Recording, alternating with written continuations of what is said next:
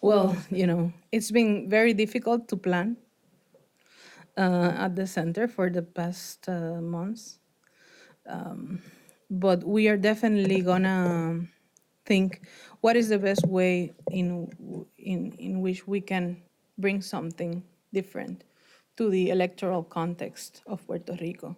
Really, that has to be a big focus of our work because this election will be, very important in terms of the possibilities of the recovery in Puerto Rico, about legislation in terms of transparency and corruption in Puerto Rico. So it's a very important moment for people to have information when they got to vote.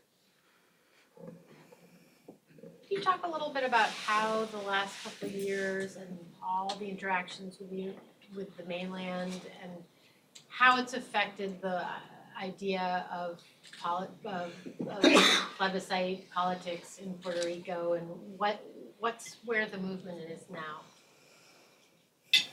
I can we've been asked that question a lot, and we get the sense that people are so overwhelmed with all the things that have been going on for the past 3 years.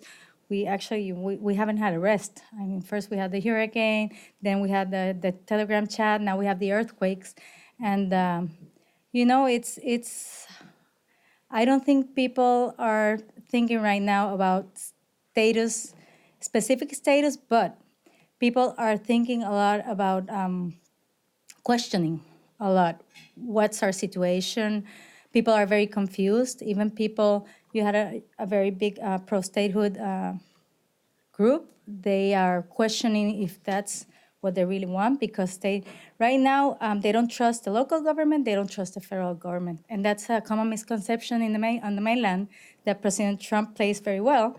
He says, everything that's going down there and why they don't get the money is because they're so corrupt, right? But reality is that the federal government is very corrupt too, and we have two corrupt governments. Basically, the dictatorship in Puerto Rico. That's what we've had for 120 years. We don't vote for the people who distribute our taxes right now. 7 people that were named by the president and ratified by the Congress, and we don't vote for anybody in the Congress or for the president. So that's absurd in the 21st century. And 3.5 or 3.3, I'm not sure how we're right now because of migration. Puerto Ricans are stuck right in the middle of these two, let's say, corrupt governments. So people are just very disappointed in both. That's my take. But of course, elections will be, a thermometer to, where people stand. We're going to have a very different election where traditionally in Puerto Rico, parties are identified with a specific status, pro-statehood, pro-independence, and just status quo. Right now you have independent players for the first time in history, and even a new party which doesn't identify with any political status. And we really believe things are going to turn out very differently with the new generation now in the election. Could you talk about the current state of freedom of information in Puerto Rico and tell us whether or not you think after the Telegram stories that may have helped the cause for greater freedom of information or hurt the cause? Hurt the cause. It hurt. The act of vengeance of Governor Rosselló the last day in La Fortaleza was to sign a transparency and access to information act, which we opposed publicly because it was, it brought more limitations to access to information in Puerto Rico. So right now we are stuck with that. We need a really, decisive new governor to go back because access to Puerto Rico has a constitutional right to access to public documents. It's even, in text, it's even better than the FOIA laws in the U.S. But in reality, the practice of journalists has been that most government officials do not respect that constitutional right and deny documents pretty often. So the center has been to court 20 times in its existence for documents and have basically won all of the cases, but some of them have taken 2 years or 1 year or 2 years and a half. So it's not, the best scenario for us right now. What is the power of shame in Puerto Rico? You know, when presented with facts of evading justice or evading even honest government, what is the consequence for those officials? Usually mostly there are no consequences from the government at all. There's nobody goes to jail, nobody pays back what's been stolen. But since this last summer, there's been a lot of consequences among people. People are just fed up, and people will not allow this anymore. And we're seeing this, it's like this week. People just took to ask the resignation of the new governor. So I think there's a more important change going on. People are going to start holding accountable everybody. I hope this continues. We think your journalism is just so important, and I was curious what your funding situation looks like going forward. Well, the center, initially the first years of the center were pretty difficult. We managed to do an agreement with the law school, Inter-American Law School, and that's where our main office is. And we also received the support from the law clinic there. They represent CPI in court for the cases, and that is huge for us. In terms of funding, initially we had funding from the U.S. foundations like the Ethics and Excellence in Journalism Foundation, and then OSF, Knight, more recently Ford Foundation, Rockefeller Foundation, and others. And also locally, local foundations have also been supporting us. We started to do events, public events, where people give individual donations, and we also get corporate donations for those events. What else?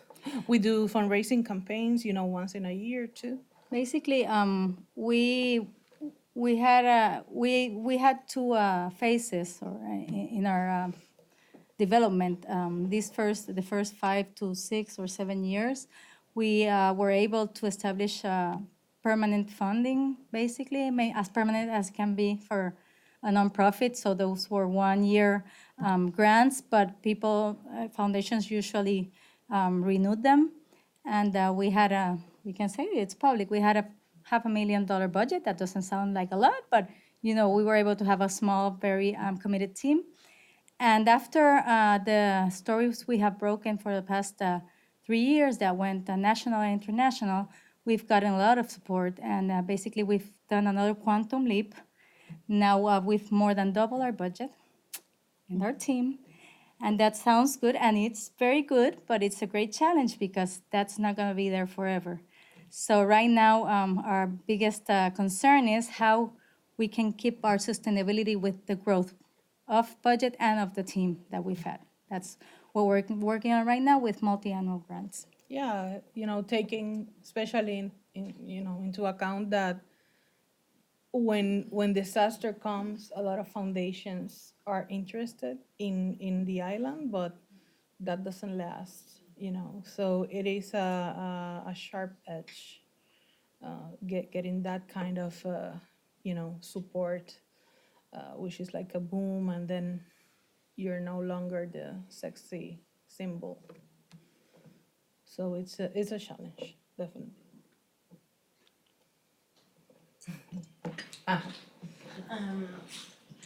I would like to know how is your newsroom? How does it work? And it was a little related to what Thoughts asked about budget. I would like to know if you feel that is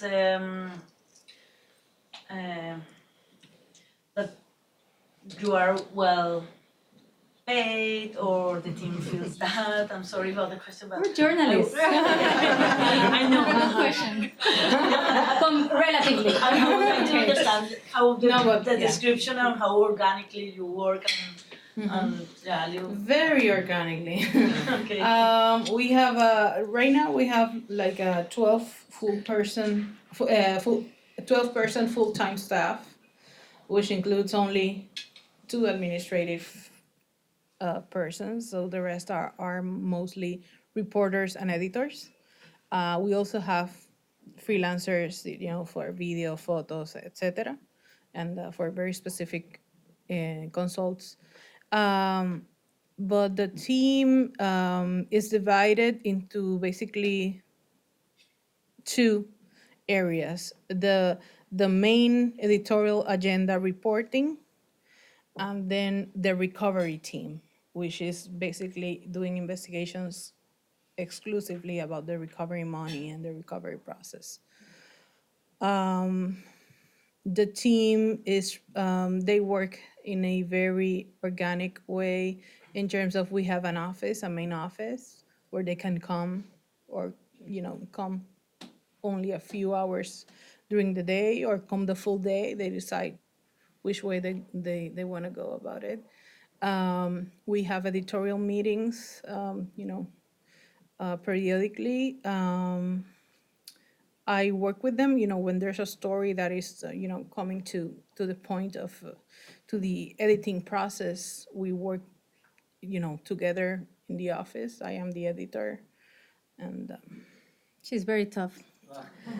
I work with them very closely. And then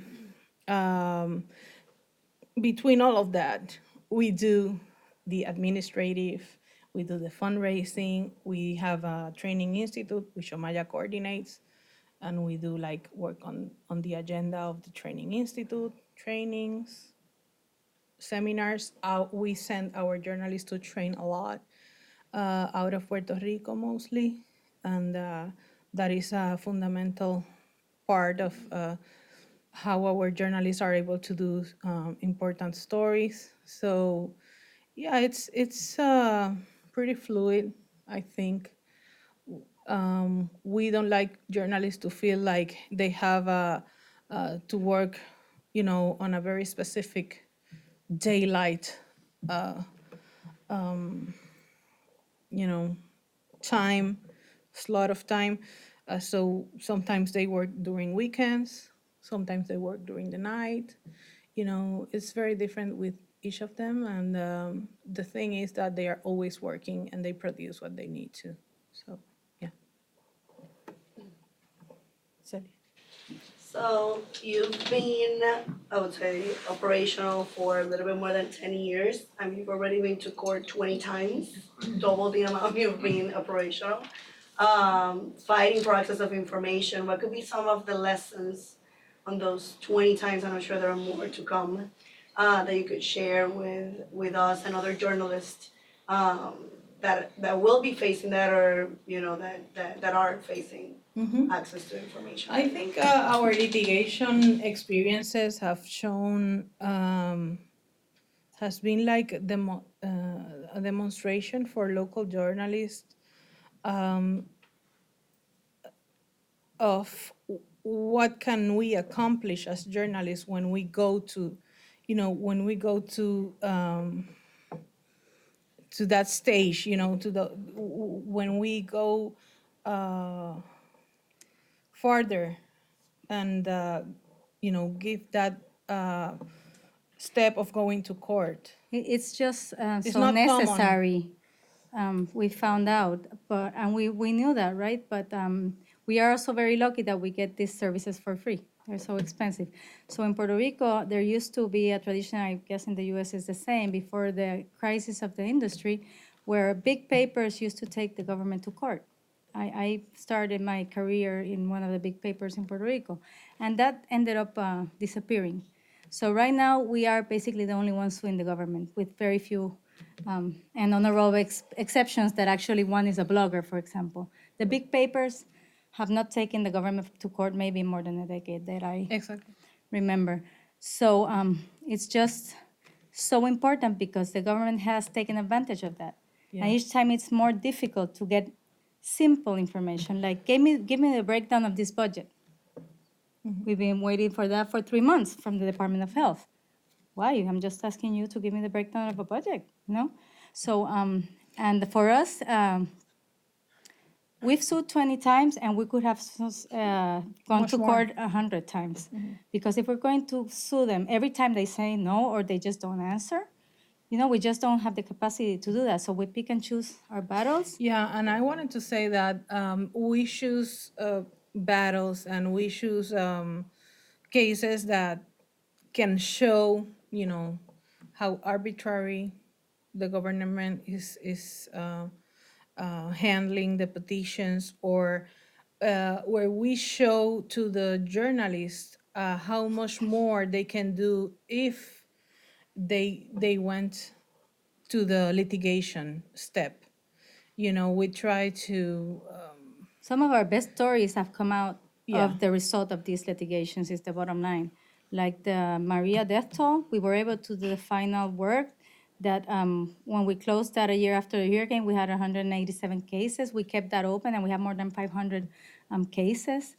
That was thanks to a lawsuit that allowed us to get the records from the register.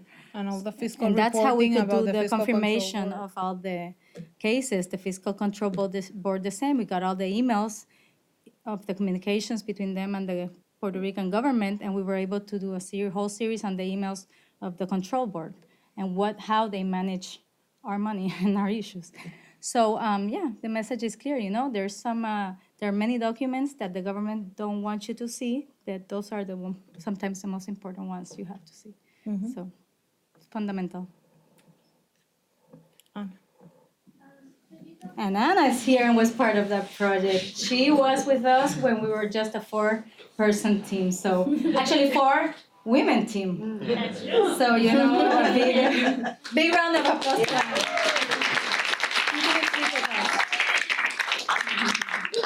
So I just wanted to mention that in addition to this amazing work that you all do, keeping the government accountable, you're also doing this amazing project on climate change. And I wanted you to talk a little bit about it and then tell us what you think could be replicated, because you're working with not just CPI, but you're teaming up with all these people to produce this global thing. And can you, what have you learned? I'll go ahead. That's my project. It's so difficult.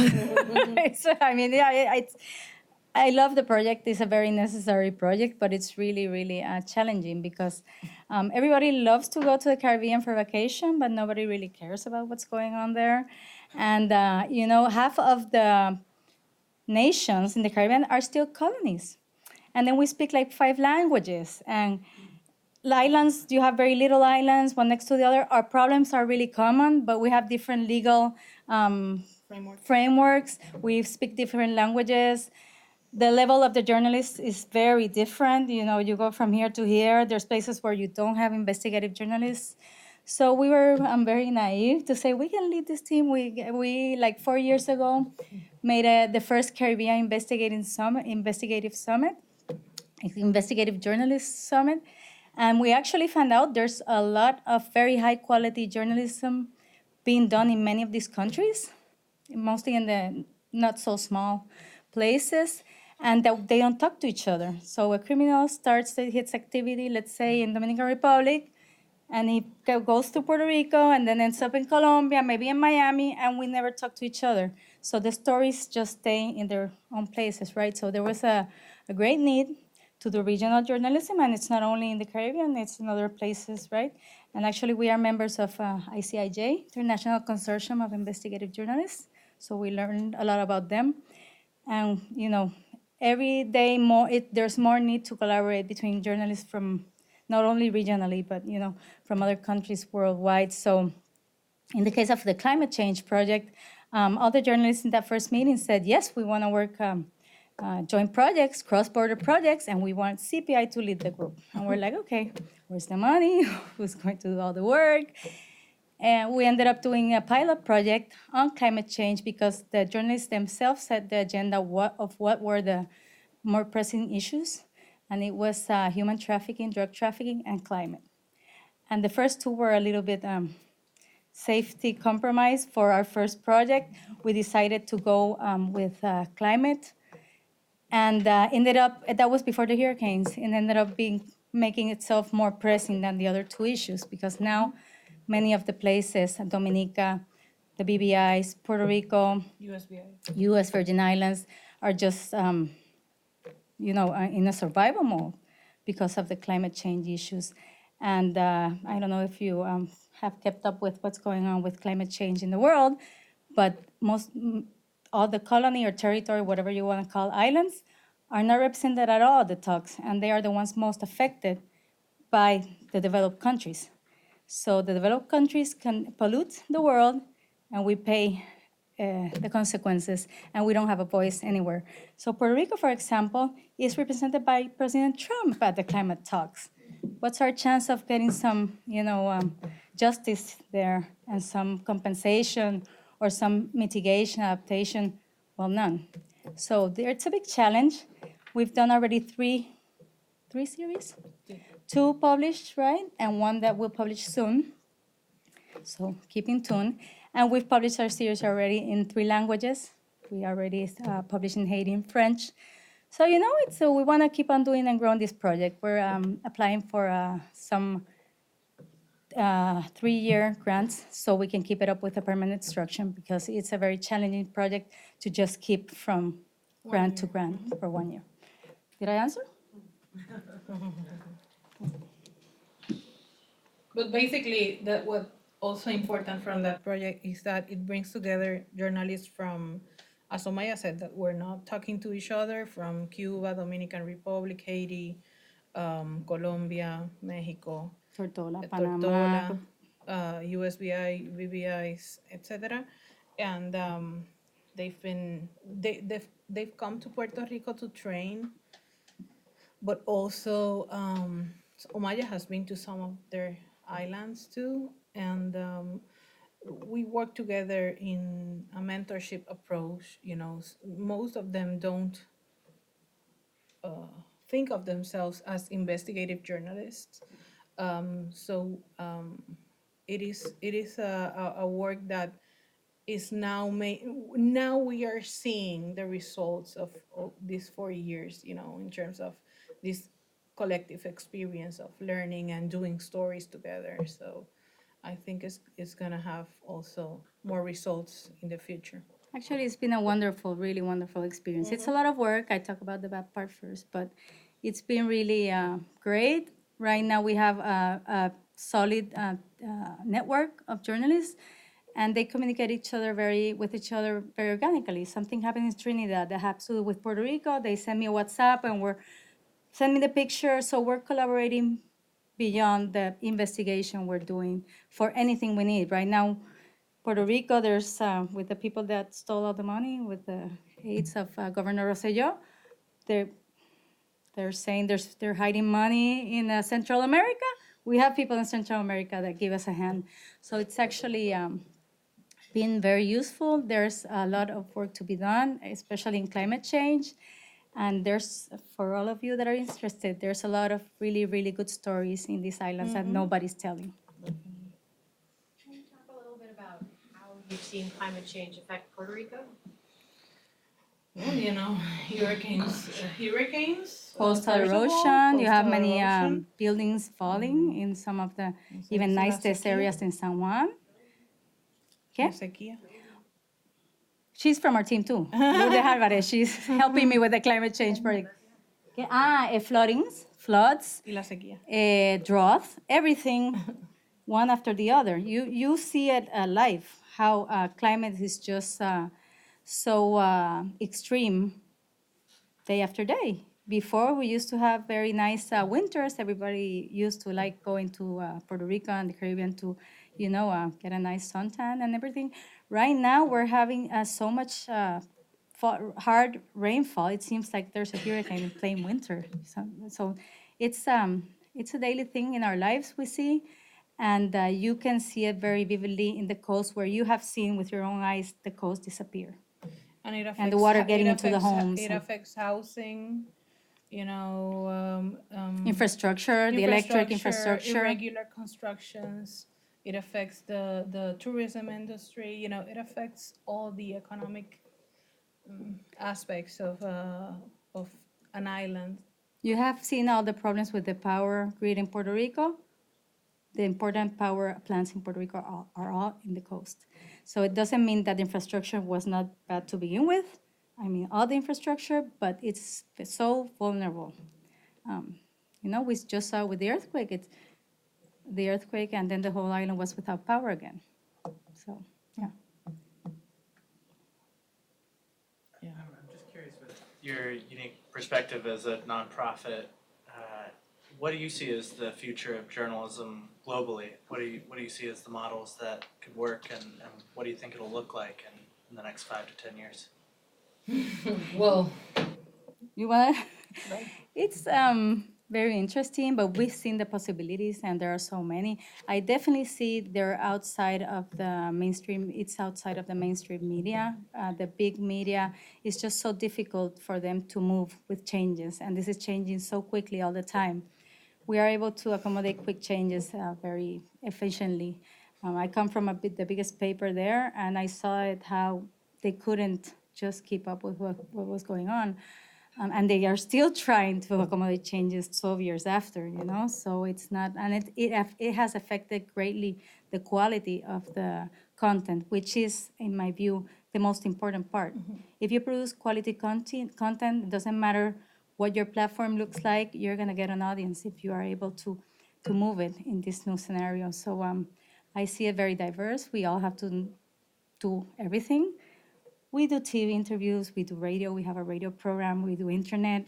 I see a lot of collaborations and partnerships too. So there are we have a good network of mass media, commercial media outlets who support us and use our stories. Our content is free for everybody who wants to use it and republish.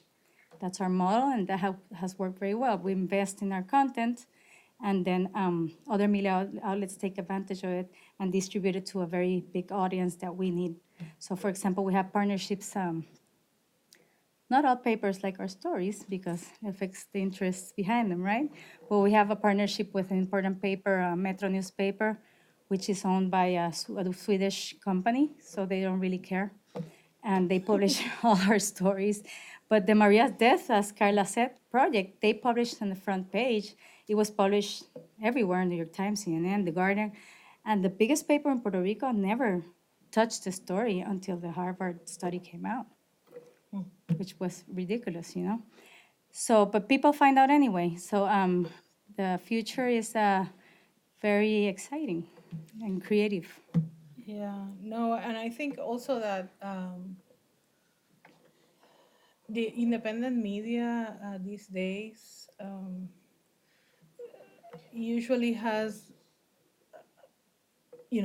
depending on the kind of work they've done, can get more trust and credibility from the audience than a regular family-owned legacy newspaper, that has all these political, economic interests around it.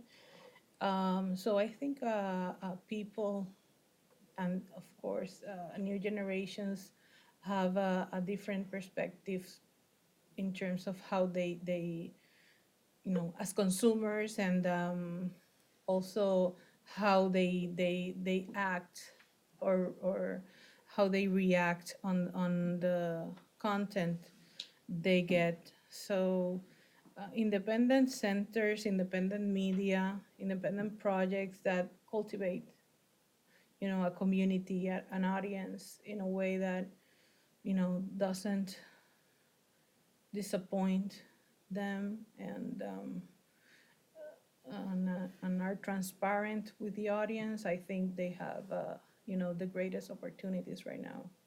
There's two more things I would add. You also have to be very professional and keep up with the times. So it looks like we don't, it's not only, yes, you have to produce good content, but you have to be up to date with what are the marketing strategies, what's the technology, the latest technology, how you can distribute your content. And we've learned that along the way. We put a lot of effort in trying to think all the time on how to repackage our content. Even though we're a small organization, we do that a lot. And we are a 12-person team, but we do have contractors that work with us on a steady basis and companies that specialize in some other things. So I would say that we're more than 20 plus to help with, let's say, advertising company, a PR. We've already moved to that stage, and I think that's fundamental. The last thing we've learned is that I think the future of journalism is probably bilingual or trilingual, depending where you move. After Maria, we started seeing in numbers that we had a lot of readership in the States. And we used to translate the stories, some of the stories that were more important, let's say 50% of the content. Now we translate 80% of the content. Sometimes we spend more money translating than making the story. So it's a great challenge for us, and people are asking for more English content. Yeah. When we did the French story, we don't speak French, it's... There are new audiences that have developed around Puerto Rico that are not only Puerto Ricans, but also all the people that are invested in the bankruptcy process, or the people around the recovery process, or all the policymakers in the U.S. There are more audiences in the U.S. trying to understand what's happening in the island, and nobody is producing, investigations or regularly in English. So that is an opportunity for the center in that sense. Thank you very much for your work. I'm from the state in Georgia. And our democracy there and around all parts of the U.S. benefits from the work you're doing. I wonder, what kind of stories would you like to see folks like me reporting? If you had a newsroom, in my state, for example, or in Texas or New York, where would you send your reporters to cover stories, and what would you like to read about, these places? Mm-hmm. Well, I think all the story about the migrant, displaced people, since Hurricane Maria have been, this story has been under the radar in the U.S. media, as far as I've noticed. How these people are being received, where they moved. How is the education system receiving these kids? How is the elderly and health services dealing with these new populations? There are lots of stories to cover that I haven't, at least. I would add the political story. Of We believe course, it's the that biggest on a story national- that is not ever talked about in the national media.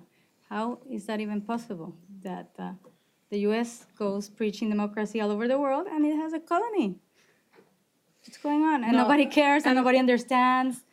But maybe the problem is not that a U.S. media doesn't do stories about the political issues in Puerto Rico, but that on the stories they do about Puerto Rico, they ignore that fact and that context, and which is so important to understand. No, it creates a lot of misunderstanding also among the regular reader in the States, that they say, oh, but these people want to live off the U.S. Oh, Yeah. The U.S. created the problem, and it has not solved the problem. The Puerto Rican professional has to be good in 2 languages and get half of the pay. And it's not like that. Just solve the problem like you solve slavery. Either we are or we're not, and let's move forward, and let's vote like any regular human being in a democratic country. So, it's most of our problems end up there. Yeah. Or start there. Or start there. Yeah. Start there. I think that's better. Or both. Yeah. But yeah, those stories, I think, also, sending reporters to the island, which is also, a very topic that generates a lot of debate. But when journalists come to the island from U.S. media, they are usually like if they were going to a foreign country, and they don't do the homework, in terms of understanding the issues, of getting the clippings of what's been published, basic things don't happen. And they usually come and try to do like the definite story about Puerto Rico. And it's always, it, from the local point of view, is usually disappointing in that sense. So I think maybe going into Puerto Rico with an outsider perspective and recognizing where you come from and doing a story for your audience, which is not Puerto Rican, not trying to be exhaustive about Puerto Rican economy, politics, etc., but doing, stories that are relevant to your audience and that have your point of view as an outsider, and that acknowledge in your reporting. Because if you try to be what you're not, you usually. No, and doing the homework, it would be like me trying to do a story here without speaking any English. Would that be even possible? A relevant story? It's not. So you have to, if you're going to Puerto Rico, you have to speak Spanish if you talk to the people. Most people in Puerto Rico don't speak good English. I studied here, and my English is not perfect, it's far from perfect. So that's like a basic, and you would wonder, but there's a lot of journalists that get sent there that don't speak any Spanish at all. So they're not even getting the story because people are talking things that they don't understand. And And we're talking a funny about story about this is that the New York Times went there for Maria many times, and they published this big expose with a big map of Puerto Rico saying where most people died with the hurricane. But they made the huge mistake of taking the database that we use, right? Not taking the place of residence, but taking the place of death. So they had like this huge round thing, a very beautiful visualization of all these people that The died heat in the town, the maps. heat map in Manatee. And then you get this guy from Le Monde following New York Times because they all follow each other. So he goes and he talks to us. He says, I went to the Manatee town and that looks so nice. It's a wonder. I'm like, that's one of the best towns. 3 hospitals are set there. So all the people from the other towns who are really doing very badly go to die to those hospitals. But that's not the worst town. I'm sorry, you were here only for 48 hours and you went to actually the wrong town because that is a wrong interpretation of the data. So, I mean, it's just a funny story that tells you you have to know the local place you're reporting on.